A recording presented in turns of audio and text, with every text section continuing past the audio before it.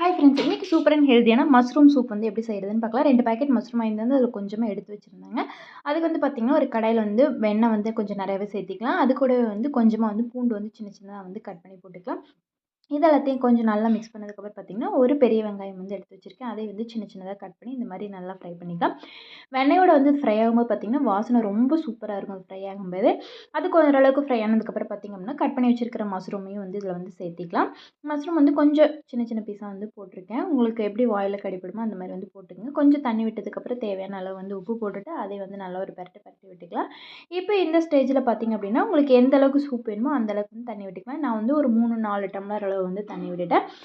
தண்ணி நல்லா கொதிச்சதுக்கப்புறம் பார்த்திங்கன்னா, 1 டீஸ்பூன் அளவு வந்து கார்ன்ஃப்ளவர் மாவு சேர்த்துட்டு அதை வந்து கலக்கி இதில் போட்டு நல்லா கொதிச்சதுக்கப்புறம் பார்த்திங்கன்னா, கடைசியாக வந்து கொத்தமல்லி இலையும் மிளகுத்தூளும் வந்து சேர்த்திட்டு நல்லா ஒரு கொதி வந்தோடனே வந்து இறக்கிற வேண்டியது தான். சூப்பரான அண்ட் ஹெல்த்தியான மஷ்ரூம் சூப் வந்து ரெடி. ட்ரை பண்ணி பாருங்கள்.